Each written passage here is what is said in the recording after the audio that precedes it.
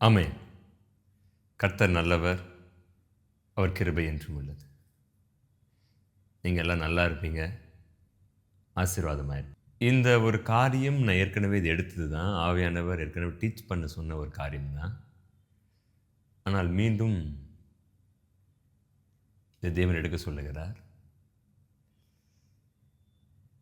எல்லாருக்கும் தெரிந்த ஒரு வசனம் தான் இது. யாத்திராகமம் 14:14. எல்லாரும் எடுத்துப்போம். அந்த வசனத்தை ஃபர்ஸ்ட் வாசிச்சிருவோம். Exodus chapter 14 and verse 14. கர்த்தர் உங்களுக்காக யுத்தம் பண்ணுவார், நீங்கள் சும்மா இருப்பீர்கள் என்றான். நல்லா கவனிங்க. கர்த்தர் உங்களுக்காக யுத்தம் பண்ணுவார் என்றான். நல்லா கவனிங்க, என்ன சொல்றாருன்னா, கர்த்தர் உங்களுக்காக யுத்தம் பண்ணுவார், நீங்கள்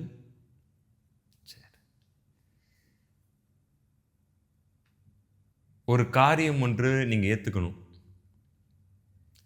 அது என்ன காரியம் அப்படின்னா, மனுஷனா பிறந்துட்டா மனுஷன் மனுஷனுக்கு தீமை செய்வான். காகம் வந்து உங்களுக்கு தீமை செய்யாது, மிருகம் வந்து தீமை செய்யாது. ஆனால் மனுஷன் அப்படி இல்லை, நீங்கள் நன்மை செய்தாலும் மனுஷன் தீமை செய்வான். உங்கள் ஃப்ரெண்ட்ஸு, உங்கள் சொந்தக்காரங்க, நீங்கள் உதவி செய்த நபர், இவங்கெல்லாம் என் கூட இருப்பாங்கயா அப்படின்னு நம்பின நபர், ரொம்ப அறிமுகமானவர்கள், ரொம்ப பரிச்சயமானவர்கள். இதுக்கு அடுத்த கட்டம் என்னன்னு பார்த்தீங்கன்னா, உங்களுக்கு நல்ல பரிச்சயமானவர்கள், நல்ல பழக்கமானவர்கள், உங்கள் ஃப்ரெண்ட்ஸ், உங்கள் சொந்தங்களாக கூட இருக்கலாம். உங்கள் பிஸ்னஸ், நீங்கள் வேலை செய்கின்ற அந்த ஸ்தலத்தில் அவங்க டார்கெட்டே நீங்கள் தான். இரவும் பகலும் உங்களை ஏதாச்சும் செய்ய வேண்டும், உங்கள் மீது வீண் பழி சுமத்த வேண்டும் என்று ஒளிமுக வாசலில் கூடிக்கொண்டு எதையாச்சும் ஒன்று பண்ணிடுவோம் அப்படி என்று தேவையற்ற காரியங்கள் உங்கள் மேலே தொடுத்து கொண்டே இருக்கலாம். You have rights. உங்களுக்கு அதிகாரம் இருக்கிறது. நீங்கள் போய் சண்டை போடலாம், ஷர்ட்டை பிடிக்கலாம், and you have rights to beat in. நீங்கள் அவங்கள அடிக்க கூட அதிகாரம் இருக்குது. ஏன்னா நீங்கள் அமைதியாக தானே இருக்கீங்க. அவங்க தானே அதை செய்கிறாங்க. அப்போ நம்ம திரும்ப அடிக்கணும் தானே, நம்ம திரும்ப போய் சண்டை போடணும் தானே. ஏன்? நான் எதனா பண்ணேன்னா, நான் உனக்கு எதனா தீமை பண்ணியிருந்தா ஆமாம் ஒத்துப்பேன். எந்த தீமையும் பண்ணலையே, நான் அமைதியாக தானே இருக்கிறேன், ஏன் இப்படி பண்ணுறேன் அப்படின்னு நீங்கள் இப்போ அடிக்கலாம், கேட்கலாம். உங்களுடைய பவர் நீங்கள் காமிக்கலாம், உங்களுக்குள்ள இருக்கிற ஸ்ட்ரென்த்தை நீங்கள் காமிக்கலாமே, தப்பு இல்லையே. மேபி நீங்கள் யாராச்சும் இப்போ அந்த ஒரு கட்டத்தில் இருக்கலாம், நான் இதை விட மாட்டேன், நான் ஒரு டைம் ஃபிக்ஸ் பண்ணிவிட்டேன், நான் போய் கேட்க போகிறேன் அப்படின்னு நீங்கள் ஃபிக்ஸ் பண்ணி அமர்ந்திருக்கலாம். நீங்கள் இந்த வீடியோ பார்த்து கொண்டு இருக்கலாம். ரொம்ப அழகாக ஸ்டார்டிங் அந்த வசனத்தை நம்ம வாசித்தோம். என்ன வாசிச்சோன்னா, கர்த்தர் உங்களுக்காக யுத்தம் பண்ணுவார், நீங்கள் சும்மா இருப்பீர்கள். 2 காரியம் நான் சொல்ல ஆசைப்படுறேன். யார் ஒருத்தவங்க தான் தாக்கப்படுறேன்னு தெரிந்து, தவறு செய்யாமல் தாக்கப்படுறேன்னு தெரிந்து, கூட்டம் கூடி என்னையே தான் டார்கெட் பண்ணி என்னை போட்டு ஆஃபீஸில் என்னை போட்டு அடின்னு அடிக்கிறாங்க, என்னை எப்படியாகிலும் இந்த இடத்துலேருந்து தூக்க வேண்டும் என்று திட்டம் பண்ணி என்னை விடாமல் என்னுடைய பிராணன் போக வேண்டும் என்று ஆசைப்பட்டு இரவும் பகலும் நாள்தோறும் என்னை நிந்தித்து கொண்டே இருக்கிறாங்க அப்படின்னு நீங்கள் ஒரு கட்டத்துக்குள் இருக்கலாம். 2 நடக்கணும். ஒரு வார்த்தை ஒன்று வருகிறது, நீங்கள் சும்மா இருங்கள், நீங்கள் அமைதியாக இருங்கள். You B still are you be silent. அந்த ஒரு வேர்டு கவனிங்க, நீங்கள் சும்மா இருங்கள். மிக கடினமான ஒன்று அதுதான்.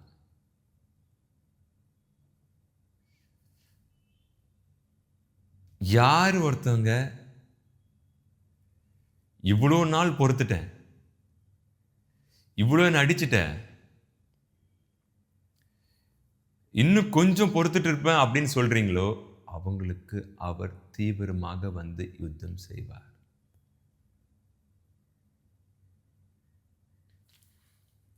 ரெண்டு நடக்கணும். ஒன்று, நீங்கள் தேவன் எனக்காக யுத்தம் செய்வார் என்று அமைதியா இருக்கீங்க பார்த்தீங்களா, அது நடக்கணும். அல்லது சத்துருக்கள் ஜெயிக்கணும். எங்குமே இந்த வேதத்தில் தேவன் தம்மை நோக்கி கூப்பிடுகிற பிள்ளைகளுக்கு மறு உத்தரவு கொடுக்காம இருந்த மாதிரி எங்குமே இல்லை. Is very very very intense to reply. அவர் ரொம்ப ரொம்ப ரொம்ப பதில் கொடுக்க ரொம்ப தீவிரமாக ஆர்வமாக இருக்கிறார். நீங்க நினைச்சீங்கன்னா தேவன் உங்களுக்காக யுத்தம் பண்ண அனுமதிக்கவும் முடியும். அதே நீங்க நினைச்சீங்கன்னா உங்களுக்காக தேவன் யுத்தம் பண்ணாமலும் இருக்க முடியும். அப்படின்னா எமோஷன்ல அவசரப்பட்டு ஞாபகம் வைத்துக் கொள்ளுங்க, உங்க கூட பரிசுத்த ஆவியானவர் இருக்கிறார். நான் போய் இதை நிதானமா பேசி இந்த காரியத்தை முடிப்பேன் அப்படி என்று உங்ககிட்ட பொறுமை இருந்தா நீங்க போய் நின்று அந்த இடத்துல பேசுங்க. ஏன் இப்படி பண்றீங்கன்னு பேசுங்க. ஆனா எமோஷன் ஆனா என்ன வார்த்தையை விடுவேன்னு எனக்கு தெரியாது, நான் பேசுகின்ற வார்த்தை அவ்வளோ கொடிய வார்த்தையா இருக்கும் அப்படின்னா அந்த இடத்துல இருந்து கிளம்பி வந்துருங்க. யாராகிலும் பிளான் பண்ணி வைத்திருக்கலாம், இது நான் முடிவு கட்டாம விட மாட்டேன், இப்போ இருக்கு பாருன்னு. உங்களால் பரிசுத்த ஆவி துணையோடு இருந்து நீடிய பொறுமையாக தாழ்மையாக பேச முடியும் அப்படின்னா பேசுங்க. இல்லை நான் விட மாட்டேன், ரெண்டுல ஒன்று பார்த்துடலாம் அப்படின்னு போயிட்டு எமோஷனில் நீங்கள் உங்களுடைய டெம்ப்டை எல்லாம் லூஸ் பண்ணி, உங்களுடைய பொறுமை எல்லாமே லூஸ் பண்ணி, உங்கள் பேஷன்ஸ் எல்லாம் லூஸ் பண்ணிட்டீங்கன்னா இப்போ பரிசுத்த ஆவியானவரே, தேவனுக்கு கர்த்தர் எனக்காக யுத்தம் செய்வார்னு போடப்பட்டிருக்கு, அவர் செய்ய விடுங்கண்ணா. ஏன் செய்ய மாட்டார்னா, நீங்கள் நான் ஒரு வசனத்தை மீறிட்டோம். என்ன வசனத்தைனா, நீங்கள் சும்மா இருங்கள். செகண்ட் பார்ட் ரொம்ப இம்பார்ட்டன்ட்.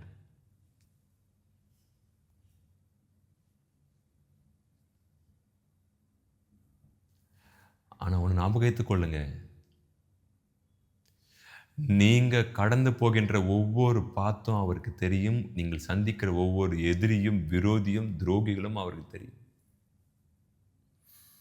ஆனால் இவ்வளோ நடந்து நீங்கள் பொறுமையாக இருக்கிறீங்கன்னா ஞாபகம் வைத்துக் கொள்ளுங்க, your silent is becoming God's violent. உங்களுடைய பொறுமை தேவனை ஆக்ரோஷமாக மாற்றிக்கொண்டிருக்கிறது. யார் பக்கம்னா உங்கள் சத்துருக்கள் பக்கம். Your silent is becoming God's violent towards your enemy. உங்களுடைய பொறுமையும் அமைதியும் என்ன நடக்குதுன்னா, என்ன அடிச்சிட்டல, நான் உனக்கு எந்த தீமையும் பண்ணலையே, அப்படி பண்ற, நான் இது வரைக்கும் வழியில் வந்ததே இல்லையே,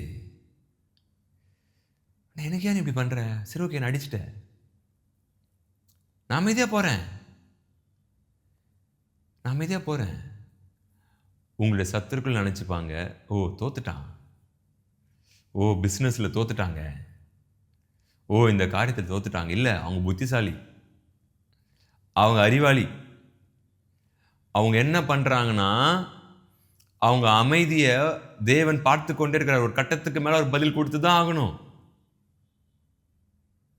ஒரு கட்டத்துக்கு மேலே அவர் தீவிரமாக யுத்தம் பண்ணி தான் ஆகணும். அவங்க கூப்பிடலைனாலும் அவர் தான் ஆகணும். ஏன் அப்படின்னா, ஆரம்பத்திலே நான் சொன்னேன், தேவன் வசனத்திலிருந்து தான் செயல்படுவார், வசனத்துக்கு புறம்பே செயல்பட மாட்டார்.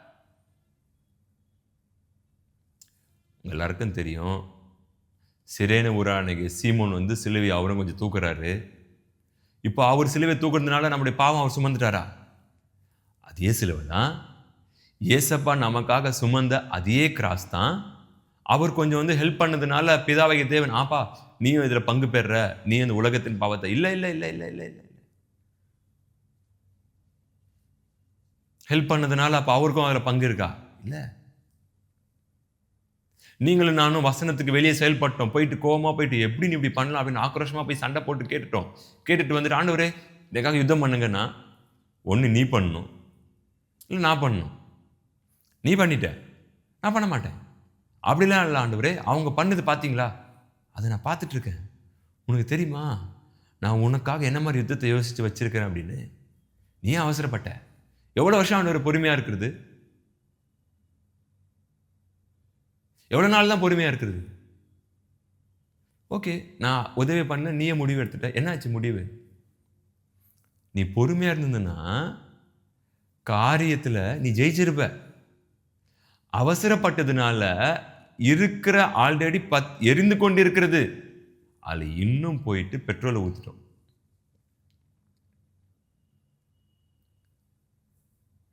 நீங்கள் தேவன் உங்களுக்கு யுத்தம் பண்ண வேண்டும் என்று ஆசைப்படுறீங்களா?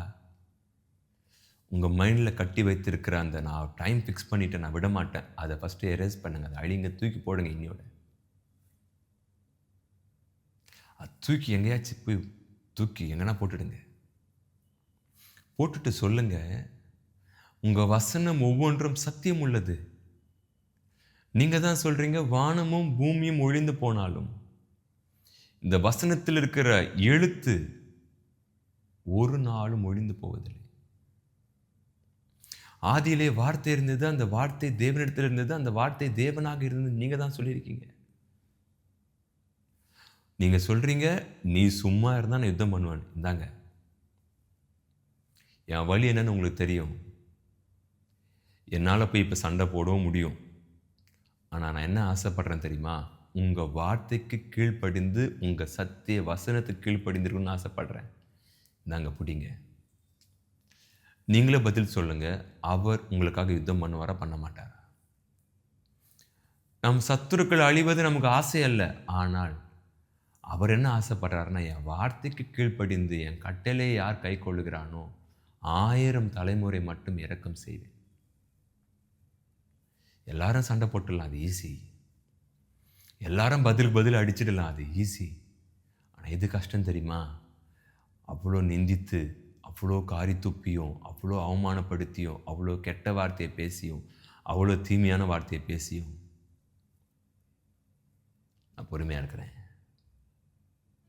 ஒரு நாள் அவர் எனக்கு பதில் கொடுப்பார். நான் இப்போ அவமானத்தோடு திரும்பி வரேன். ஒரு நாள் என் அவமானம் ரெட்டிப்பாக மாறும், நன்மையாக மாறும். நம்பிக்கையுடைய சிறைகளை அரணுக்கு திரும்புங்கள், ரெட்டிப்பான நன்மையை தருவேன், இன்றைக்கே தருவேன்.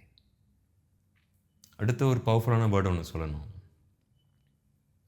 என்னைக்கு தான் இந்த போராட்டம், யுத்தம் முடியும்? எவ்வளோ அமைதியாக இருக்கிறேன், எப்போ தான் அதிசயம் நடக்கும்? ஏன் இன்றைக்கி நடக்காது? இன்னைக்கு கூட நடக்கலாம்ல. சடனாக நீங்கள் ஒரு குட் நியூஸ் கேள்விப்படலாம்ல. சடனாக ஒரு ஃபோன் கால் கேள்விப்படலாம்ல. நடக்காதா? ஞாபகம் வைத்துக் கொள்ளுங்க, ஜீசஸ் இதுக்கப்புறம் தான் மறித்து ஜெயத்தை கொடுக்கணும்னு இல்லை, எல்லாத்தையும் முடித்து வச்சுட்டாரு. நீங்கள் நான் விசுவாசித்து போய் ரிசீவ் பண்ணிட்டு போயிட்டே இருக்கணும். அவினார் சொல்லுகின்ற வார்த்தை எனக்கு புரியுது. நீ போகிற பாதை மிக கடினமான பாதை, எனக்கு தெரியும். சந்தித்த சவால்கள், ஆமான்கள், எசபேல்கள், அகித்தோப்பேல் தெரியும். நான் கூட தான் இருக்கிறேன். நான் உன்னை உருவாக்கி கொண்டு இருக்கேன். ஒரு நாளும் உன்னை கைவிட மாட்டேன். உன் சத்துருக்கள் பக்கம் ஒரு நாளும் நான் சாய மாட்டேன். எப்பவும் பக்கத்தில் தான் இருக்கேன். நான் பொறுமையாக இருக்கிறேன். என்ன பண்ணுறேன்னு பார்க்குறேன். உன்னை யுத்தத்திற்கு உருவாக்கி கொண்டு இருக்கிறேன். உன்னை போருக்கு உருவாக்கி கொண்டு இருக்கிறேன். என் ராஜ்யத்துக்கு வேணும். ஆனால் உன்னை கைவிடுவதற்காக இவ்வளோ தூரம் அழைத்துட்டு வரல. அடுத்தது சந்தேகப்பட வேண்டாம். இவ்வளோ அமைதியாக இருக்கிறேன்னே, எனக்கு அவர் அற்புதம் பண்ணுவாரா பண்ண மாட்டாரான்னு. இன்னைக்கு கூட பண்ணுவேன். இன்னைக்கு தான் அந்த நாள். இந்த வாரம் தான் திஸ் வீக். அந்த வசனத்துக்கு கீழ்ப்படிந்தல, கர்த்தர் உங்களுக்காக யுத்தம் பண்ணுவார். நீங்கள் சும்மா இருங்கள், அமைதியாக இருங்கள். அமைதியாக இருந்தல இத்தனை வருஷம் என் வசனத்துக்கு, என் வார்த்தைக்கு கீழ்ப்படிந்து அது பதில் கொடுத்து ஆகணுமே. அது நடந்து ஆகணுமே உன் வாழ்க்கையில். இவ்வளோ நிந்தித்தும், இவ்வளோ அவமானப்படுத்தியும் அமைதியாக கர்த்தர் இருக்கிறாரியா அப்படின்னு போயிட்டுருக்கேன். நான் வந்து தானே ஆகணும். நான் இந்த காரியத்தை தீர்த்து தானே ஆகணும். நான் ஃபைட் பண்ணி தானே ஆகணும். Jesus loves you. ஏசப்பா அவங்க ரொம்ப நேசிக்கிறார். Don't cry. அழாதீங்க. சத்துருக்கள் ரொம்ப உங்களை காயப்படுத்திட்டாங்களா? சோர்ந்து போகாதீங்க. மனம் அடிவாக்குற மாதிரி வார்த்தையை பயன்படுத்திட்டாங்களா? ரொம்ப கொடிய ஈட்டிகளை பயன்படுத்திட்டாங்களா? கொலை கருவியை பயன்படுத்தி உங்கள் வாழ்க்கையை சின்னபின்னமாக்கிட்டாங்களா? விழுந்து போன தாவீதின் கூடாரத்தை மீண்டும் நிறுத்த முடியும். சீர்கெட்டு போன வாழ்க்கையை அவரால் சீர்படுத்த முடியும். நீங்கள் யோசித்து வச்சுருக்கீங்களா? ஒரு நாள் வரட்டும், விட மாட்டேன்னு தூக்கி போட்டுருங்க. அந்த எண்ணத்தை தூக்கி போட்டுருங்க. அவர்கிட்ட கொடுத்துடுங்க. ஹார்ட்டை லேசாக்குங்க. ஜாலியாக இருங்க. நல்லா சாப்பிடுங்க. ஃபேமிலி கூட டைமை ஸ்பெண்ட் பண்ணுங்க. எங்கன்னா வெளியே போங்க. நல்லா ஊழியத்தை செய்யுங்க. ட்ராக்ஸ் கொடுங்க போயிட்டு. அவர் சீக்கிரமாக உங்களுக்கு நீதி செய்வார். அந்த இடத்துக்கு நீங்கள் வந்திருக்கீங்க. அவர் நேரத்தில் தான் செயல்படுவார். இது அவருடைய நேரம், அவருடைய காலத்துக்கு நீங்கள் வந்திருக்கீங்க. உள்ளே வந்துட்டீங்க. எக்ஸாமில் பாஸ் ஆகிட்டீங்க. இதான் குட் நியூஸ். இந்த மாதம் நீங்கள் பார்ப்பீங்க. இன்றைக்கி நீங்கள் பார்ப்பீங்க. இன்றைக்கி நீங்கள் பார்ப்பீங்க. இந்த வாரம் நீங்கள் பார்ப்பீங்க. இந்த வீடியோ நீங்கள் யாரெல்லாம் பார்த்துட்ருக்கீங்க, இன்றைக்கி நீங்கள் பார்ப்பீங்க. இந்த வாரமே நீங்கள் பார்ப்பீங்க. செய்ய மாட்டார்ன்ற இடத்துக்கு வந்துட்டீங்கள, அவர் சொல்கிறார், நான் செஞ்சு முடிச்சுட்டேன், அதை நீ பார்ப்பேன். Your silent is becoming gods violent towards your enemy. உங்களுடைய அமைதி உங்கள் சத்துருக்கள் இடத்தில் தேவனை அதிக ஆக்ரோஷமாக மாற்றிக்கொண்டிருக்கிறது. தேவனை ரொம்ப நேசிக்கிறார். மீண்டும் சந்திப்போம். God bless you. Amen. Thank you.